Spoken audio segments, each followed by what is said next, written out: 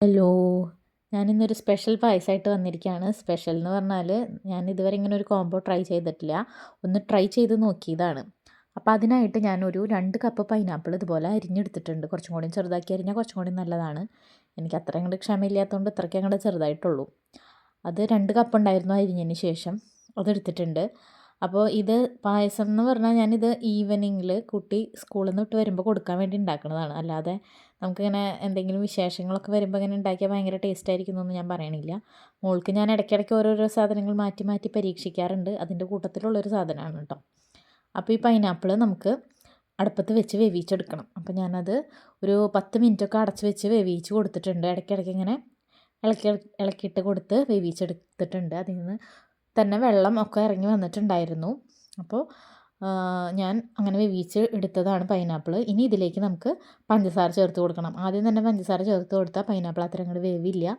അതുകൊണ്ടാണ് ഞാൻ ഒരു 10 മിനിറ്റിന് ശേഷമാണ് പഞ്ചസാര ചേർത്ത് കൊടുത്തത്. ഞാൻ ആകെ 1 ടേബിൾ സ്പൂൺ പഞ്ചസാരയെ ചേർത്ത് കൊടുക്കണുള്ളൂ. ഞാൻ പറഞ്ഞല്ലോ ഇത് മോൾക്കുള്ളൊരു സ്നാക്ക് എന്നുള്ളൊരു രീതിയിലാണ് ഞാൻ ഉണ്ടാക്കണത്. അല്ലാതെ നമുക്ക് ഭയങ്കര പായസം അങ്ങനെയുള്ള രീതിയിലല്ല. അതുകൊണ്ട് തന്നെ ഞാൻ വളരെ കുറച്ച് മധുരമൊക്കെ ചേർക്കാറുള്ളൂ ഇങ്ങനത്തെ ഐറ്റത്തിൽ കേട്ടോ. നിങ്ങൾക്ക് ഇപ്പോൾ മധുരം ധാരാളമായിട്ട് വേണമെങ്കിൽ അങ്ങനെയൊക്കെ ചേർക്കാം. ഞാൻ ആകെ ഇപ്പോൾ 1 ടേബിൾ സ്പൂൺ പഞ്ചസാര ചേർത്തിട്ടുള്ളൂ. അതൊന്ന് ചേർത്തിട്ട് ഇളക്കി കൊടുത്തതിന് ശേഷം നമുക്കിതൊന്ന് മൂടി വെച്ചിട്ട് കുറച്ച് നേരം കൂടി വേവിക്കണം. പൈനാപ്പിളിന് കുറച്ചധികം വേവുണ്ട്. കുക്കറിൽ വേവിച്ചാലും മതിയായിരുന്നു. അപ്പോൾ ഞാനിത് പായസമായിട്ട് ഉണ്ടാക്കുക എന്നുള്ള രീതി ആയതുകൊണ്ടാണ് ഇങ്ങനൊരു കുഞ്ഞുരുളിയിൽ ഇത് ഞാൻ അവൾക്ക് ഇതുപോലെയുള്ള സ്നാക്സ് ഉണ്ടാക്കാൻ വേണ്ടി മാത്രം വാങ്ങിച്ചിട്ടുള്ളൊരു ഉരുളിയാണ്, കുഞ്ഞുരുളി. അപ്പോൾ ഇതിൽ കുറച്ച് തന്നെ ഉണ്ടാക്കാൻ പറ്റുള്ളൂ. ആ പഞ്ചസാരയും ചേർത്തിട്ട് ഒരു 5 മിനിറ്റ് കൂടി അടച്ച് വെച്ചിട്ടുണ്ടായിരുന്നു. അതിലേക്ക് ഞാൻ നാളികേരത്തിൻ്റെ 2ാം പാല്, അതായത് അരമുറി നാളികേരമാണ് ഞാൻ ആകെ എടുത്തത്. അതിൽ 1ാം പാലെടുത്ത് മാറ്റി പിന്നെ അതിലേക്ക് വെള്ളമൊഴിച്ച് പിഴിഞ്ഞ് 2-3 പ്രാവശ്യമൊക്കെ വെള്ളമൊഴിച്ച് പിഴിഞ്ഞിട്ടുണ്ടായിരുന്നു. അതിൻ്റെ ആ പാല് ചേർത്ത് കൊടുത്തിട്ടുണ്ട്. പിന്നെ അരി, ഇത് 1/2 കപ്പ് അരിയുണ്ട്. പുഴുക്കല്ലരി, ഉണക്കല്ലരി എന്നൊക്കെ പറയുമല്ലോ, ഉണക്കല്ലരി നമ്മൾ വിഷുക്കട്ടൊക്കെ ഉണ്ടാക്കണ അരി.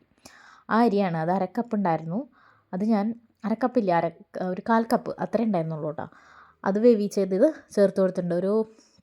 ഒരു കപ്പൊക്കെ വെള്ളം ഒഴിച്ചിട്ട് വേവിച്ചെടുത്തതാണ്. നന്നായി വേവിക്കണമെങ്കിൽ കുറച്ചും കൂടി അധികം വെള്ളം ഒഴിച്ച് വേവിക്കുക. അതിപ്പോൾ അത്ര അങ്ങോട്ട് വെന്തിട്ടില്ല. അത് ചേർത്ത് കൊടുത്തു.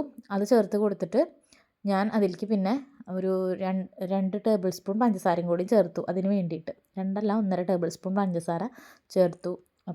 മറ്റേ പൈനാപ്പിളിലേക്കും അരിയിലേക്കും വേണ്ടിയിട്ട് കുറച്ചും കൂടി പഞ്ചസാര, അതൊരു 10 മിനിറ്റ് മൂടി വെച്ചതിന് ശേഷമാണ് കേട്ടോ ആ പഞ്ചസാര ചേർത്ത് കൊടുത്തത്. നാളികേരപ്പാൽ ഒഴിച്ച് 10 മിനിറ്റ് മൂടി വെച്ചിട്ട് പിന്നെ തുറന്ന് 1.5 ടേബിൾ സ്പൂൺ പഞ്ചസാരയും കൂടി ചേർത്തു.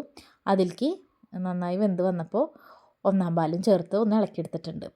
അപ്പോൾ ഇത്രയേ ഉള്ളൂ, നമ്മുടെ പായസം റെഡിയാണ്. അപ്പോൾ നമുക്ക് വറവിടാം. അണ്ടിപ്പരിപ്പും മുന്തിരിയാണ് ഞാൻ വറുത്തിട്ടിരിക്കുന്നത്. ഇതിൽ ഏലക്കാപ്പൊടിയൊന്നും ഞാൻ ചേർത്തിട്ടില്ല. പൈനാപ്പിളിന് തന്നെ നല്ല ഫ്ലേവറാണല്ലോ.